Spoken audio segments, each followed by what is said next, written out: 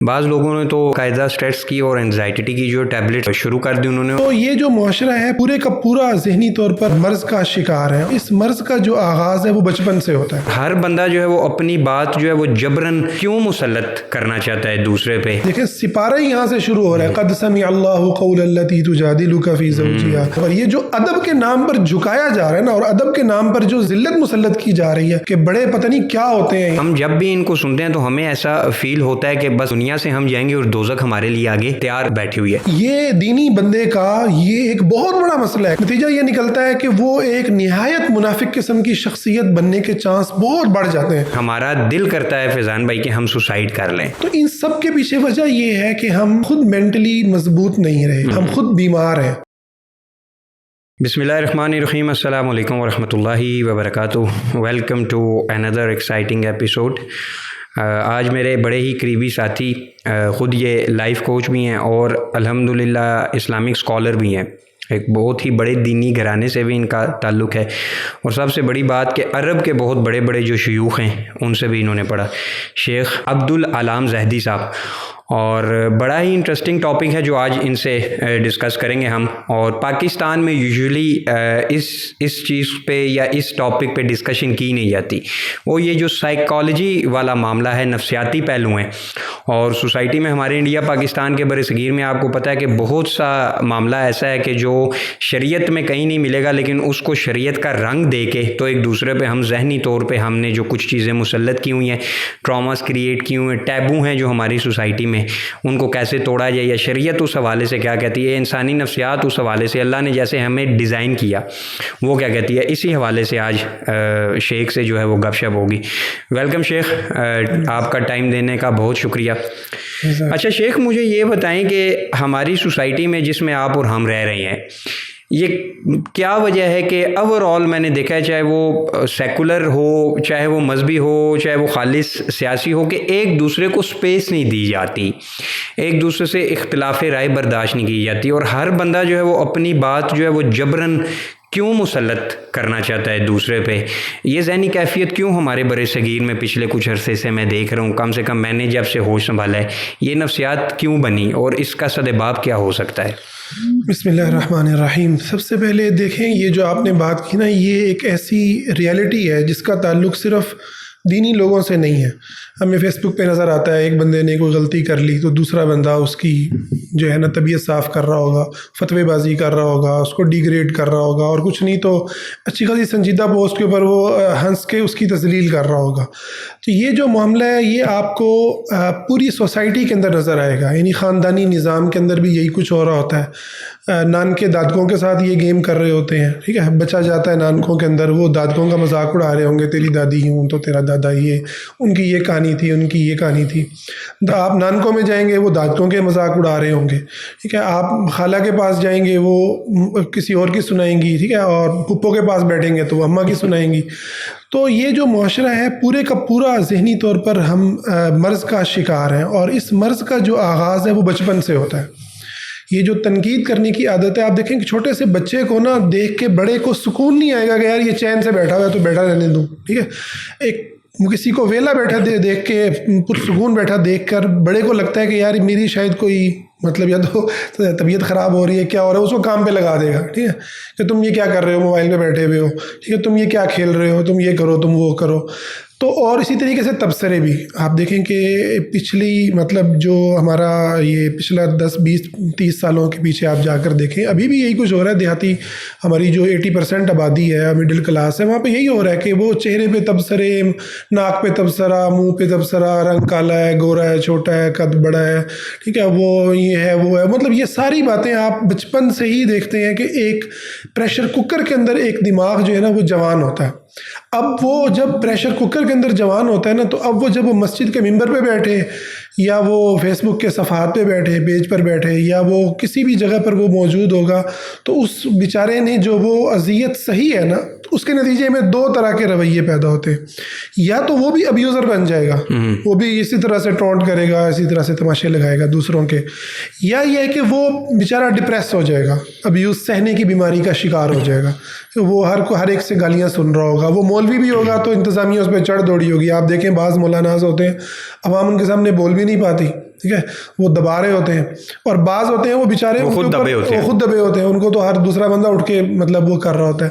تو یہ آپ کو گھروں میں بھی ایسے ہی لوگ نظر آئیں گے, رشتوں میں بھی ایسے ہی نظر آئیں گے کہ کوئی خاتون ہے وہ مطلب خاوند کے اوپر سوار ہیں اور ان کو وہ اچھا خاصا ان کا وہ بیٹا فرق کیا ہوا ہے, اور کہیں پر جو ہے وہ خاوند ہے وہ عورت کے اوپر مسلط ہوا ہے. ٹھیک ہے, تو یہ جو ساری سچویشن ہے, یہ اس کی کہانی کا آغاز ہمارے بچپن, ہماری صدیوں سے چلے آنے والی ہماری جو نفسیاتی بیماریاں ہیں ان کے ساتھ ہے, جن پر بات ہی نہیں ہوئی.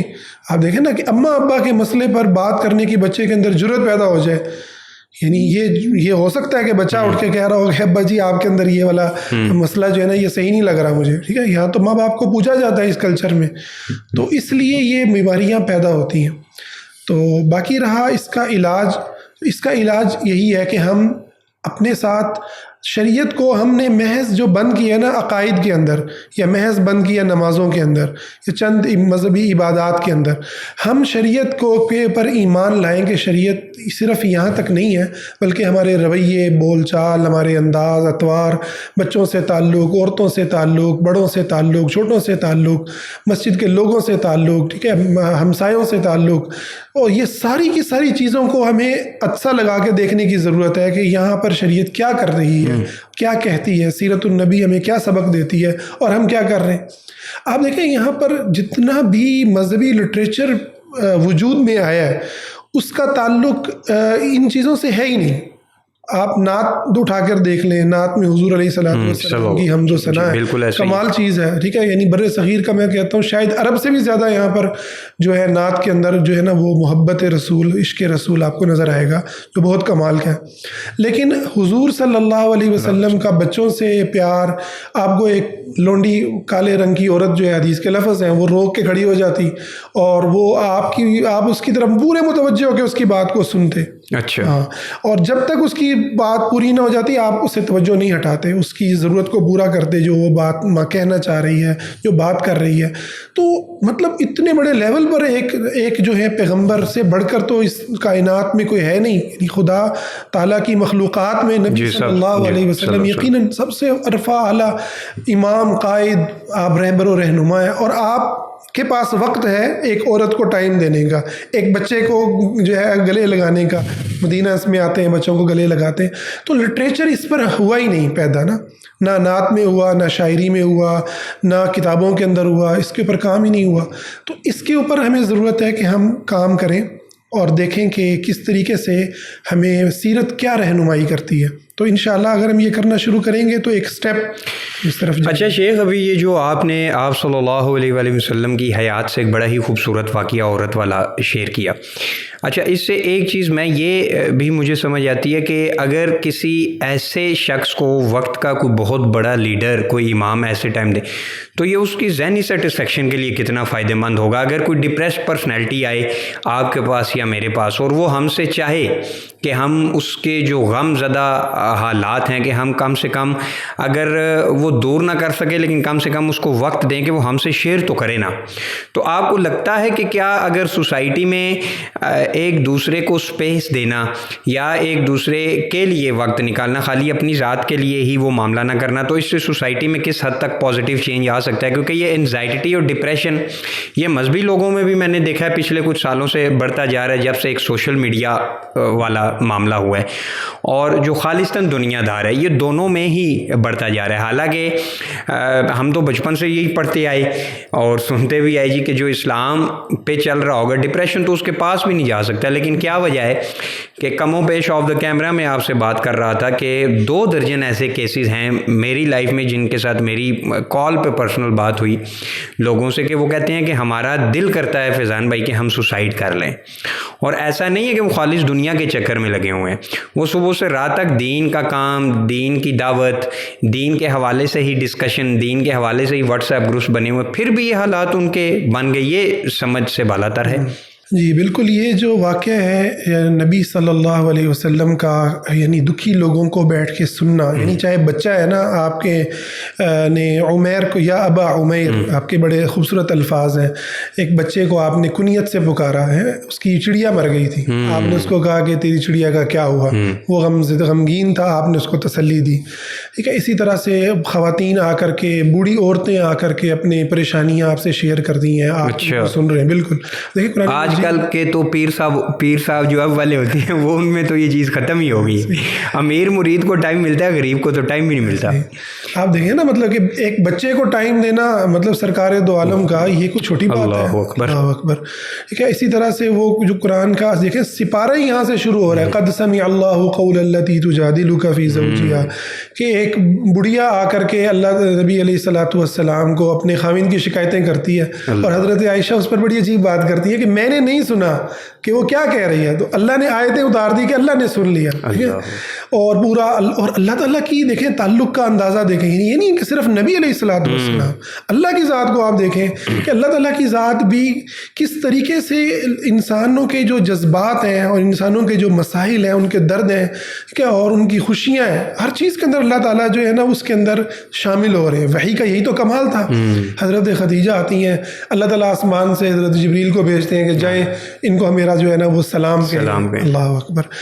تو بات یہ ہے کہ ہم اتنی زیادہ نفسیاتی بیماریوں کے اندر مبتلا ہیں، جیسے میں نے آپ کو بتایا نا کہ بچپن سے ہم تنقید اور یہ ساری چیزیں، منفیت ہمارے اوپر اتنی غالب ہے کہ ہم وہ اسٹیمنا ہی کھو چکے ہیں نا۔ اب فوراً تھوڑے سے کوئی اختلاف کرے، کیوں کہتے ہیں جی مولوی صاحب سے تھوڑا سی بات کرے، تو مولوی صاحب جو ہے نا اکثریت اچھے علماء بھی ہوتے ہیں جی، لیکن اکثریت جو ہے وہ آپے سے باہر ہو جاتی ہے کہ یار تم جو ہے نا کیا سوال کر رہے ہو تقدیر کے بارے میں۔ خاص طور پر بیسیکلی بچوں کو ضرورت ہوتا ہے پیار محبت کی، ان کے ساتھ اچھے اخلاق سے بات کرنے کی، سوال بیسیکلی اس کا درد ہوتا ہے، لیکن ہم اس کے اندر اس کو فوراً روک دیتے ہیں۔ تو ان سب کے پیچھے وجہ یہ ہے کہ ہم خود مینٹلی مضبوط نہیں رہے، ہم خود بیمار ہیں۔ اس ٹائم پر جو بھی بیان دے رہے ہیں، جو بھی کام کر رہے ہیں، اس کی بڑی تعداد خود بیمار ہے، اور نتیجہ یہ نکل رہا ہے کہ ہم جب خود بیمار ہیں تو ہم اپنی عوام کو جو ہے نا وہ گلٹ میں ڈال رہے ہیں۔ آپ مجھے بات کر رہے تھے ساحل بھائی کے حوالے سے کہ ان کو سننے والی بہت ساری میری بھی اسٹوڈنٹس ہیں، بہت سارے لوگ ہیں جو یہ کہتے ہیں کہ یار ہم ڈپریشن کے اندر آ جاتے ہیں۔ بعض لڑکوں نے تو معذرت آپ کی بات کاٹنے ہو رہی ہے، بعض لوگوں نے تو مجھ سے یہ رابطہ کیا کہ وہ باقاعدہ اسٹریس کی اور انزائٹی کی جو ٹیبلٹس لے کے اب وہ شروع کر دی انہوں نے، اور سلیپنگ پلز بھی لینے لگ پڑے۔ تو جب میں نے ان سے پوچھا کہ اس کی ریزن کیا ہے، اچھا یہاں میں ایک اور بھی چیز کلیئر کروں، میں نہیں کہہ رہا کہ یہ ساحل ادیم صاحب اس طرف کہتے ہیں، لیکن جو کہ وہ کہتے ہیں کہ ہم جب بھی ان کو سنتے ہیں تو ہمیں ایسا فیل ہوتا ہے کہ بس مطلب دنیا سے ہم جائیں گے اور دوزخ ہمارے لیے آگے تیار بیٹھی ہوئی ہے۔ تو 2 درجن کیس تو میں ایسے جانتا ہوں کہ جو ڈپریشن میں جا چکے ہیں اور بڑا پیک لیول پہ علاج ان کا شروع ہو گیا۔ اس سے پہلے بھی صرف ساحل بھائی کا مسئلہ نہیں ہے، جتنے بھی واعظ، جتنے بھی لوگ جو آپ کو گلٹ میں ڈالنے والے انداز کو اپناتے ہیں نا، ان ماضی کے اندر بھی اس طرح کے جتنے لوگوں کو سننے والے لوگ ہیں، وہ آپ کو یا تو ڈپریشن کے اندر بہت تیزی کے ساتھ دینی کام کرتے ہوئے نظر آئیں گے، اور آپ دیکھیں گے ان کی زندگی کے 1-2 سال فل بونا مطلب آپ کو مولوی نظر آئیں گے، ٹھیک ہے، اور اس کے بعد وہ ایک دم کہیں گے کہ یار یہ ڈپریشن کون اٹھائے، ٹھیک ہے، اور وہ پھر بالکل جو ہے نا بیک پہ چلے جاتے۔ تو یہ بڑا خطرناک ہے۔ اس کی وجہ یہ ہے کہ اسلام اور اللہ رب العزت نے جو رحمتیں بیان کی ہیں، ٹھیک ہے، دین اسلام کی، اور جو ڈپریشن لینا تھا اسلامی ریاست کو، اسلامی نظام کو، وہ جب آپ ایک فرد کے اوپر ڈال دیتے ہیں نا، اور آپ اس فرد کو دیکھیں، اس میں ایک حکمت ہے۔ میں آپ کو بتاؤں کہ میں اکثر غور کرتا ہوں کہ مکی زندگی کے اندر اللہ تعالیٰ نے بہت سارے احکام نازل نہیں فرمائے، بہت ساری چیزوں کو حرام نہیں کیا، ٹھیک ہے۔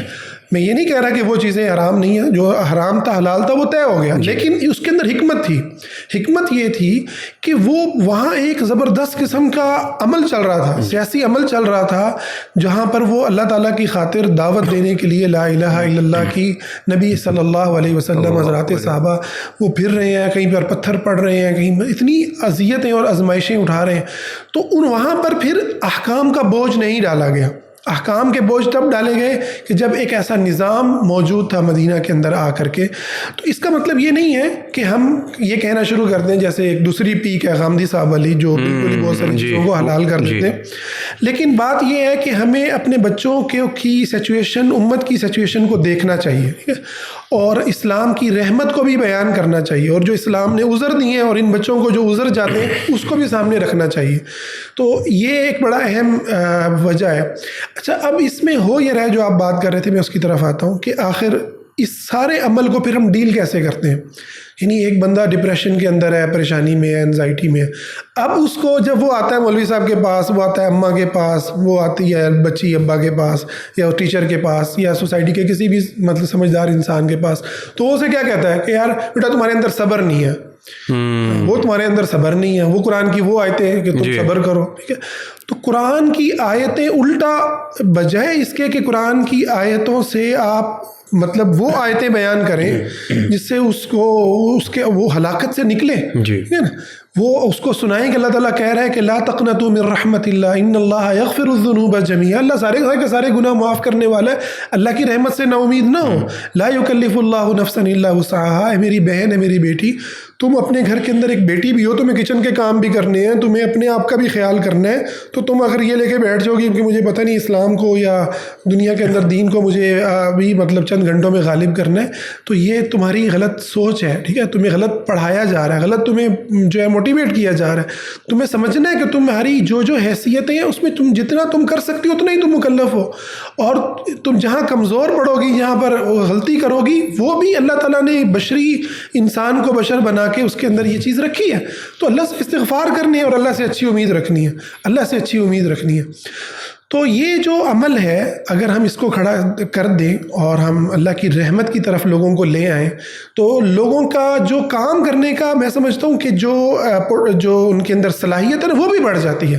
پازیٹیوٹی آپ کی جو ورکنگ پاور ہے اس کو بھی بہت تیزی کے ساتھ انکریز کرتی ہے.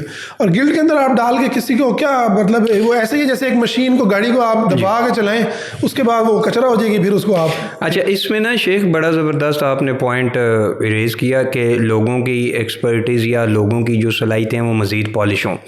یہ چیز میں نے دیکھی تھی کہ اگر آپ بحیثیت معلم دیکھیں آپ صلی اللہ علیہ وسلم کو، تو سیرت کی ایک بڑی ہی خوبصورت کتاب ہے اسوۃ العالم دارالاسلام والوں کی. تو اس میں جو ایک چیپٹر لے کے آئے ہیں وہ کہ آپ صلی اللہ علیہ وسلم بحیثیت معلم کیسے، تو انہوں نے واقعی کہ بعض صحابہ کی نا جو صلاحیتیں تھیں وہ آپ صلی اللہ علیہ وسلم نے بڑا ان کو اپریشیٹ کیا اور ایسی داد دی، چھوٹے چھوٹے کاموں پہ ایسی داد دیتے تھے آپ صلی اللہ علیہ وسلم کے صحابہ خود کہتے ہیں کہ وہ آپ صلی اللہ علیہ وسلم کے موٹیویٹ کرنے کے بعد ہم نے وہ صلاحیت زیادہ پالش کی، اور وہی صحابہ سوسائٹی میں آگے جا کے بڑے بڑے گورنر بنے، بڑے بڑے سپاہ سالار بنے.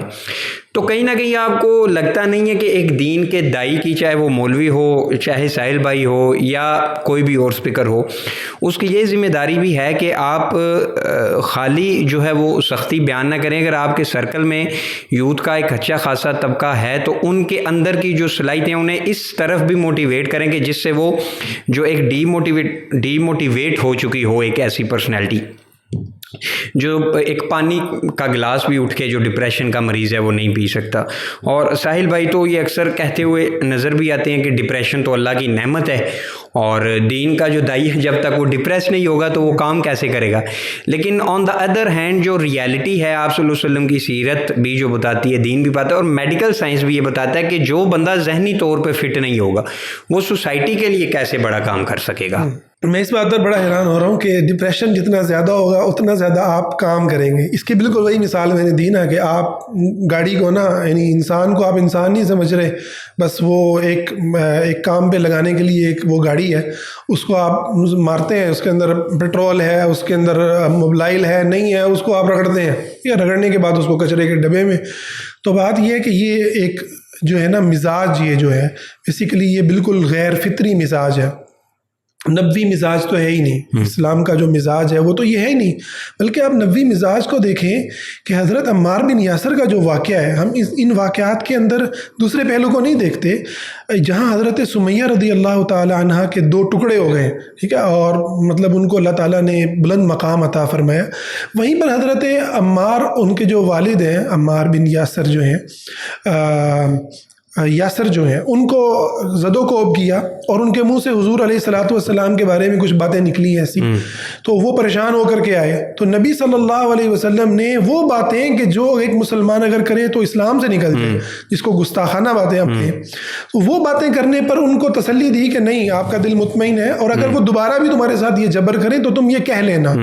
یعنی یہ کوئی چھوٹی بات ہے سوچنے کی، کتنی بڑی بات ہے کہ ایک شخصیت کی جو حیثیت ہے، اس کی جو تکلیف ہے، اس کو کتنی آپ نے دینی ہے، اور کہاں پر آپ اس کو عذر دے دیں.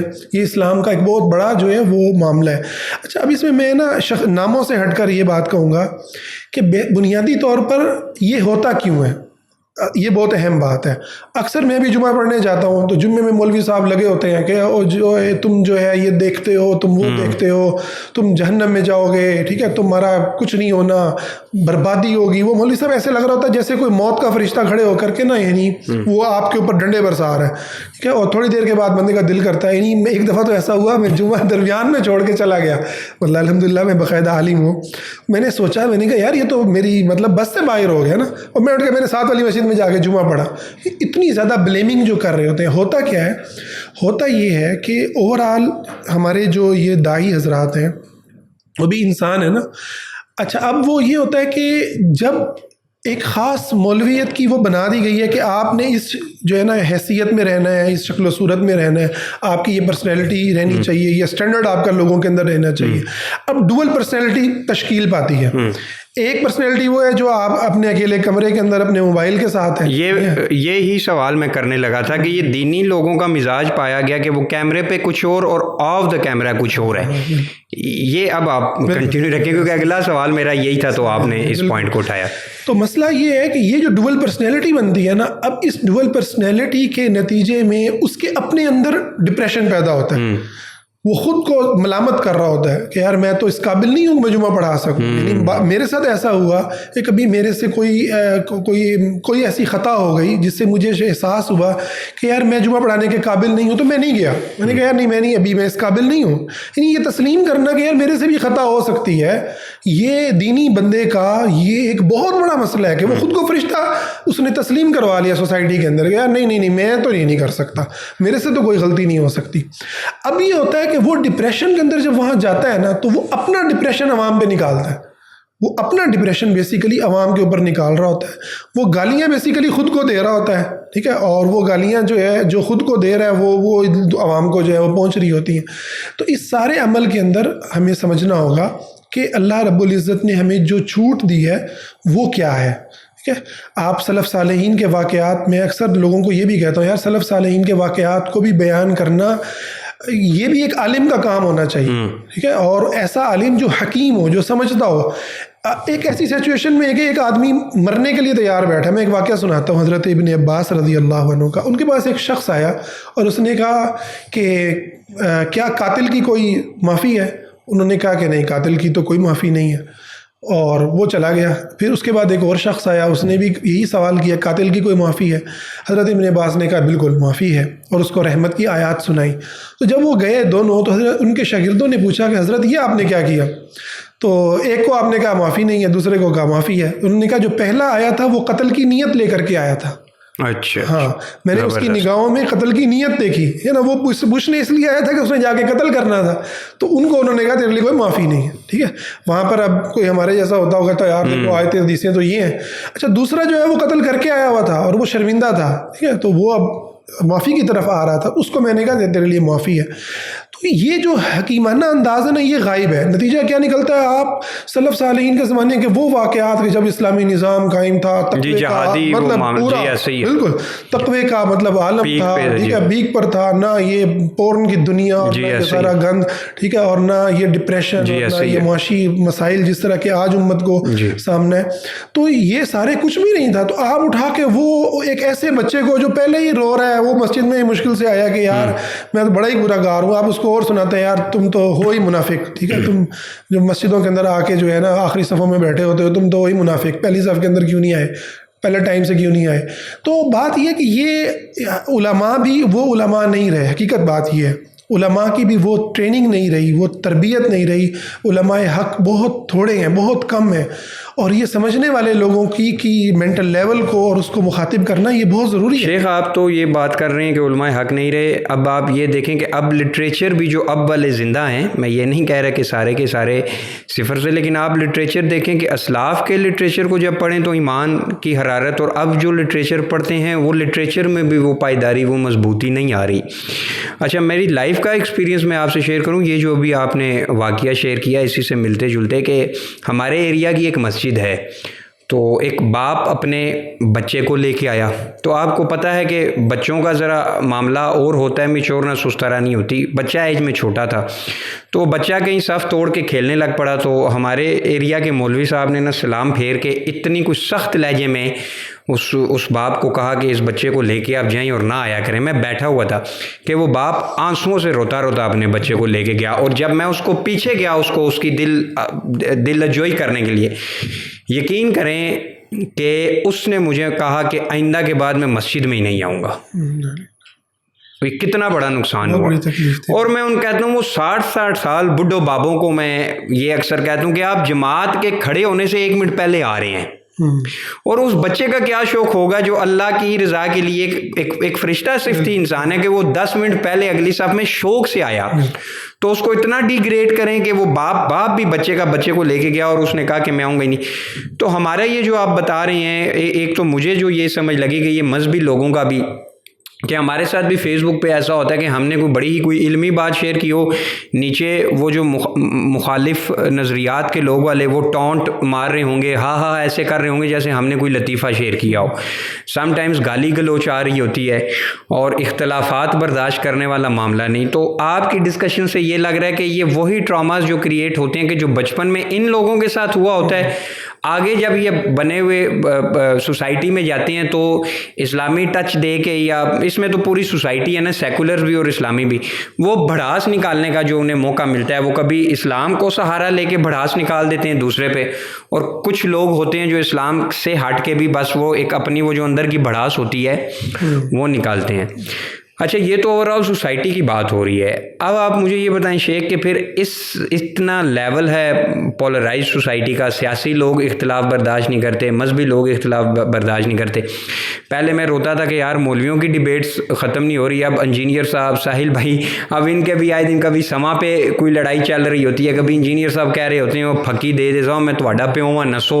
اب یہ ٹرینڈ شروع ہوا کرونا کے بعد سے, مطلب اب اس قسم کے, پہلے تو خالصتاً ایک وہ مولوی والا معاملہ تھا, اب یہ لوگ بھی آپس میں ایک وہ اختلاف برداشت کرنے والا معاملہ نہیں, اور تھمبنیلز بھی بڑے عجیب و غریب. اب اس میں جو اہل حق لوگ ہیں, اہل حق علماء ہیں, ان کی کیا ذمہ داری ہونی چاہیے اس پولرائزیشن میں جو مسائل پیک پہ جا چکے ہیں؟ وہ اتنی بڑی ذمہ داری اتنا پورے معاشرے کی, خالی مسلمانوں کی نہیں, نان مسلمز بھی اسی میں آتے ہیں. ایک انسان ہونے کی حیثیت سے دوسرے انسان پہ ایک حق تو ہے ایک مسلمان کا. بھئی اللہ رب العزت نے اگر آپ کو خلیفہ بنا کے بھیجا, تو خلیفہ اگر اللہ بنا کے بھیجتا ہے تو وہ پوری دنیا کی انسانیت کا پھر اس نے ٹھیکہ تو ایک قسم کا اٹھانا ہے. ان کی کیا ذمہ داری بنتی ہے کہ پھر یہ جو ذہنی مسائل ہیں آپ ان سے نکالنے کے لیے کیا کردار ادا کر سکتے ہیں وہ؟ جی, میں اس سے پہلے کہ یعنی اس کا حل کی طرف آؤں, میں یہ چاہوں گا کہ ایک جو یہ ڈپریشن مذہبی دنیا کے اندر پایا جاتا ہے, ایک بڑے اہم چیز کو میں چاہتا ہوں کہ وہ بیان ہو, کیونکہ آج ہماری پوڈ کاسٹ کا تقریباً جو مین ٹاپک ہے وہ یہ ہے کہ مذہب کے ساتھ جو ڈپریشن کا تعلق ہے نا, تو یہ کیوں جڑا ہوا ہے. حالانکہ اللہ تعالیٰ تو مذہب کا جو تعارف کرواتا ہے وہ تو یہ ہے کہ الا بذکر اللہ تطمئن القلوب, اللہ کے ذکر سے تو دلوں کو اطمینان ملتا ہے. ٹھیک ہے, یہاں تو اللہ کی طرف آنے والا جو شخص ہے وہ بیچارہ اس کو اور زیادہ ڈپریشن میں آ جاتا ہے, اس کے اوپر تنقیدیں ہوتی ہیں, اس کا مذاق اڑتا ہے. ٹھیک ہے, وہ اس کے علم کا مذاق اڑتا ہے, اس پر اس کے لیے بات کرنے کے لیے 50 آپ کے وہ ریکوائرمنٹس ہیں, آپ پوری کریں. پہلے آپ کی یہ ڈگریاں آپ کے پاس ہونی چاہیے, یہ مدرسوں سے آپ نے پڑھا ہوا ہونا چاہیے. ٹھیک ہے, آپ کو اس انداز میں بولنا ہے, اس سٹائل میں بولنا ہے. ایون مطلب یہ پتہ یہ بڑھتا ہی چلا جا رہا ہے, یہ سارا عمل جو ہے نا وہ بڑھتا ہی چلا جا رہا ہے. اچھا, اس کے اندر جو سب سے زیادہ تکلیف کے اندر جو لوگ آ رہے ہیں وہ مذہبی لوگوں کی اولادیں ہیں. مذہبی لوگوں کے آگے جو نسل ہے نا وہ بڑی خوفناک درد کے اندر مبتلا ہے. وجہ یہ ہے کہ ایک عام آدمی جب مذہب کی طرف آتا ہے وہ تو اپنی مرضی سے آتا ہے, لیکن ایک مذہبی بچہ جو ہے اس کے پاس تو آپشن ہی نہیں ہے, وہ تو مجبور ہے, وہ تو بائی فورس آتا ہے کہ اس کو اپنے ابا کی گدی سنبھالنی ہے, وہی لیگیسی آگے لے کے چلنی ہے. ٹھیک ہے, اب اس کے نتیجے میں وہ جس طریقے سے اس کے ابا کی پتہ نہیں ان کی ڈوئل پرسنالٹی تھی یا نہیں تھی, اب اس بچے کو ابا بچپنا اس کا چھین لیتے ہیں, ٹھیک ہے نا. اس بچے کے بچپنے کے اوپر اتنی زبردست نظر ہوتی ہے, اچھا تو فلم دیکھ رہا تھا, اچھا تو مطلب یہ کر رہا تھا, گنگنا رہا تھا, یہ کر, ہاں بالکل. تو اس کے اوپر صرف ابا نہیں, اس کے اوپر چچا, ماموں, تائے, وہ جو اتنے بھی اس کے ارد گرد لوگ ہوں گے نا, پھر مسجد کے لوگ, پھر محلے کے لوگ, یار مولوی صاحب کا بیٹا جو ہے نا وہ اس کی تو یہ حالت ہے. نتیجہ یہ نکلتا ہے کہ وہ ایک نہایت منافق قسم کی شخصیت بننے کے چانس بہت بڑھ جاتے ہیں, جو اکیلے کے اندر, تنہائی کے اندر پھر وہ چیزیں وہ کرتا ہے کہ جو پھر وہ جو ہے عوام کے اندر وہ بالکل ایک اور شکل کے اندر آتا ہے. تو اس کے اندر جو کردار ادا کرنے کی ضرورت ہے وہ یعنی مختلف پہلوؤں سے علماء کا, علماء حق کا, اور میں اس کا اعتراف کرتا ہوں علماء حق ہمیشہ رہے ہیں, آج بھی ہیں اور قیامت تک رہیں گے, کیونکہ حضور علیہ الصلوۃ والسلام نے اس بات کی ہمیں خبر دی ہے کہ ایک گروہ ہوگا جو حق پر قائم رہے گا, طائفہ منصورہ. اس طائفہ منصورہ کے کا علماء کے بغیر وجود ممکن ہی نہیں ہے, ٹھیک ہے. تو آج بھی علماء وہ موجود ہیں, تو لیکن صرف توجہ کرنے کی ضرورت ہے. جیسے آپ دیکھیں, میں بڑا حیران ہوتا ہوں, آپ سے بھی میں سنتا رہتا ہوں کہ مولانا اشرف علی تھانوی نے اپنے زمانے میں بڑی کمال کی مطلب باتیں کی ہیں, مذہبی لوگوں کو کی ان کی جو اصلاح کی, انہوں نے جو تنقید کی اور ان کے حوالے سے جو باتیں کی, نفسیاتی پہلو کو بھی بڑا انہوں نے بہت کلیئر کیا. تو اس طرح کی شخصیات کا ایک تو سامنے آنا ضروری ہے. اچھا, دوسرا یہ ہے کہ تقوی کا جو لیول, آپ کو یہ ماننا پڑے گا کہ تقوی کا جو لیول ہم نے طے کر دیا ہے نا کہ یار یہ اس لیول سے نیچے بندہ قبول نہیں ہے, پینٹ شرٹ والا بندہ قبول نہیں ہے, یا مطلب چہرہ کھولنے والی خاتون کے اوپر فتویٰ لگے گا ہی لگے گا, ٹھیک ہے, یا مطلب کوئی بھی ہم نے جو لیول سیٹ کر دی ہیں جس کے اندر ہم نہ یہ دیکھتے ہیں کہ آیا یہ جو عمل ہے شریعت کے اندر یہ گناہ ہے یا گناہ نہیں ہے. یعنی بعض ایسی چیزیں جس میں اختلاف ہوگا اس کو بھی اس درجے پہ کھڑا کر دیا. پھر یہ کہ گناہ ہے تو کس درجے کا گناہ ہے, آیا کبیرہ گناہ ہے یا صغیرہ گناہ ہے. آپ دیکھ لیں کہ کبیرہ گناہ پہ مولوی صاحب خود بھی بیٹھ کے غیبتیں کر رہے ہوں گے, چغلیاں کر رہے ہوں گے, جھوٹ بول رہے ہوں گے, لیکن صغیرہ گناہ کے اوپر جو پکڑ کر رہے ہوں گے اپنی اولاد کی یا لوگوں کی یا عوام کی, یار وہ سگریٹ پی رہا تھا تو سگریٹ کے اوپر اب پورا جمعہ ہو جائے گا, ٹھیک ہے, یا خاتون نے چہرہ کھولا ہوا ہے تو آج کل کی لڑکیاں یہ ہو گئی وہ ہو گئی. تو یہ جتنی بھی چیزیں ہیں صغیرہ اور کبیرہ کا فرق کرنا پڑے گا. آپ کو پھر آپ کو عذر دینے کی طرف بھی آنا ہوگا کہ کون سی ایسی چیزیں, جیسے حضرت عمر فاروق کے زمانے میں واقعہ ہوا رضی اللہ تعالیٰ عنہ, یعنی وہ واقعتاً بہت عظیم انسان تھے, کتنے سخت, معروف ہے نا کہ کتنے سخت تھے, لیکن آپ دیکھیں ان کے زمانے میں قحط پڑا اور اس میں چوری ایک بندے نے کر لی, تو آپ نے چوری کی سزا کو اس وقت معطل کر دیا, اس کے اوپر قائم نہیں کیا اس حد کو, ٹھیک ہے. کیوں نہیں کیا کہ آپ نے یہ دیکھا کہ یار یہ سچویشن ایسی ہے کہ لوگ بھوکوں مر رہے ہیں. اچھا, اب یہ جو لوگ حضرت عمر کی بات فٹ کرتے ہیں اپنے اوپر, مطلب بہت سے لوگ آپ کو سوسائٹی میں جو وائرل ہیں, لاکھوں ویوز ہیں, جب ہم ان کو یہ دعوت دیتے ہیں کہ یار دین میں صرف سختی نہیں ہے, نرمی میں بیلنس لے کے چل, تو کہتے ہیں جی حضرت عمر بھی تو تھے نا. وہ یہ واقعہ کبھی نہیں بیان کریں گے جو آپ نے, اور جس سائیکالوجی کے تحت آپ نے بیان کیا کہ حضرت عمر جیسی پرسنالٹی بھی اگلے بندے کے حالات اور واقعات دیکھ کے اس سے ڈیل کرتے تھے, ایک ہی لاٹھی سے سب کو نہیں ہانپتے تھے. تو یہ نفسیاتی طور پہ کتنی چینجنگ لا سکتا ہے بندے میں. بالکل اسی طریقے سے پھر ہمیں جو مولویوں کے نے جو دشمنیاں پالی ہیں نا لینگویج کے ساتھ, جیسے انگلش لینگویج سے, ٹھیک ہے, دنیاوی تعلیم سے, یہ حقیقت ہے کہ مدرسے میں پڑھنے والا جو بچہ ہے وہ میٹرک کرے تو ٹیچر اس پہ ٹاؤنٹ کر رہے ہوتے ہیں, بڑا آیا تو مطلب ہے کہ تو انگریز بننا ہے, تو پروفیسر بننا ہے, یہ اس انداز میں اس بیچارے کو ڈیگریڈ کر رہے ہوتے ہیں. تو اس سے توبہ کرنی ہوگی کہ یار ہمیں کسی زبان سے نفرت کرنے کی یا علم سے نفرت کرنے کی کرنا ایک مولوی کو, ایک انسان کو کیا وہ مطلب یعنی جچتا ہے.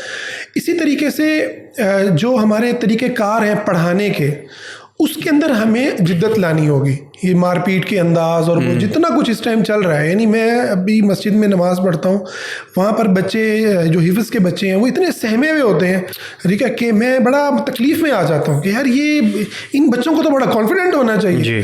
مطلب بیکن ہاؤس کا بچہ جو ہے وہ اٹھ کے پڑھ رہا ہوتا ہے, وہ کوئی بھی وہ اس سے بات کر رہا ہوتا ہے, ٹھیک ہے, وہ سوسائٹی میں بڑا جو ہے وہ آپ بڑا جو ہے نا ویل ڈریسڈ بھی ہوگا اور ویل ٹرینڈ ہوگا, ٹھیک ہے, لیکن جو حفظ کرنے والا بچہ ہے وہ بیچارہ جو ہے وہ دباوا ہوگا, ٹھیک ہے, وہ خود ویسے وہ بڑی شرارتیں کر رہا ہوگا, لیکن بڑوں کے سامنے خاص طور پر یہ جو ادب کے نام پر جھکایا جا رہا ہے نا, اور ادب کے نام پر جو ذلت مسلط کی جا رہی ہے کہ بڑے پتہ نہیں کیا ہوتے ہیں, یعنی وہ تو نعوذ باللہ ان کو تو خدا کے مقام پہ بٹھایا ہے, ٹھیک ہے. تو یہ جو بت ہے نا, اس بت کو توڑنا ہوگا.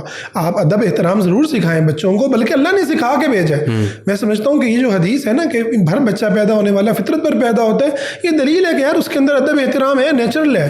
آپ اس کا بلکہ ادب احترام کو خراب کر رہے ہوتے ہیں, ٹھیک ہے, آپ اس کو اضافی جو ہے نا ڈوز دے رہے ہوتے ہیں, تو اس کے نتیجے میں تو وہ تو بیچارہ پھر ساری زندگی ابا نے پکڑ کے شادی کر دی, جہاں مرضی کر دی, ٹھیک ہے, وہ لڑکیاں بھی سسک رہی ہیں, لڑکے بھی رو رہے ہیں کہ یار ہم تو یہاں کرنا ہی نہیں چاہ رہے تھے طلاقیں. اچھا, اور شیخ جن کی طلاقیں نہیں بھی ہوتی وہ ساری زندگی ڈپریشن میں گزارتے ہیں, اور لڑائی جھگڑا بالکل خاون بیوی کی ایسیوں کی بنتی نہیں, اور وہ پھر کاز افیکٹ کیا, وہ آپ والی بات اولاد پہ جا کے پھر وہ اولادیں ایسی نکلتی ہیں کہ آج ساری پوڈ کاسٹ میں جو ہماری ڈسکشن رہی ہے کہ وہ بھی کہیں نہ کہیں پھٹ رہے ہوتے ہیں, کہیں نہ کہیں غصہ نکال رہے ہوتے ہیں وہ.